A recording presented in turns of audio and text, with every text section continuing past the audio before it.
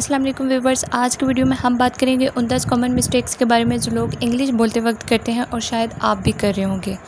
अगर आप इंग्लिश बोलना चाहते हैं या इंग्लिश सीख रहे हैं तो आपके लिए ये 10 गलतियां जानना बहुत ज़रूरी है।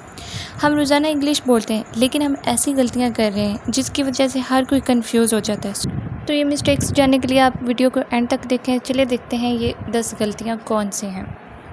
नंबर 1, लोग कहते हैं ही डोंट लाइक इट, जबकि इसका सही सेंटेंस है he doesn't like it.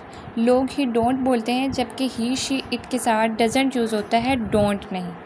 Number 2, आम एग्री नहीं कहना, आई एग्री कहना है। एग्री एक एक्शन वर्ब है, इसमें एम नहीं लगता, सिर्फ आई एग्री सही वर्ड है। Number 3, she can to sing, गलत। She can sing modal verb जैसे कैन, शुड, विल के बाद तो नहीं लगता, बस बेस वर्ब यूज़ होता है।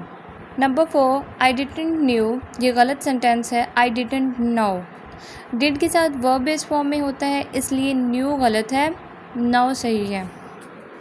Mistake number 5, she is more smarter is a wrong sentence. Correct sentence is she is smarter.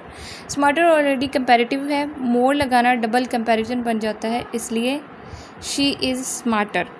Number 6, he told to me, ये गलत सेंटेंस है। He told me is a right sentence. Told के साथ to नहीं लगता जब object हो, सीधा टोल्ड मी लिखते हैं। Number 7, I am having 2 brothers. अक्सर लोग ऐसे बोलते हैं आई एम हैविंग 2 ब्रदर्स, जबकि सही सेंटेंस है आई हैव 2 ब्रदर्स। हैव एक पोजीशन दिखाता है, इसमें एम हैविंग नहीं यूज़ होता। Number 8, my father is doctor, my father is a doctor. जब भी प्रोफेशन बताएं ए एन यूज़ होता है, सो माई फादर इज़ ए गलत सेंटेंस है। So number 9, I am going to home, ये गलत सेंटेंस है। I am going home, home के साथ टू नहीं लगता, जब डेस्टिनेशन हो डायरेक्टली गोइंग होम बोलते हैं।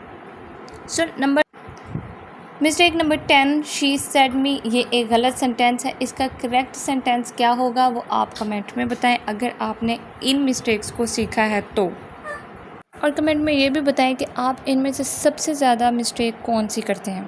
Thank you for watching this video. Keep practising, keep improving and stay confident. अल्लाह हाफिज़।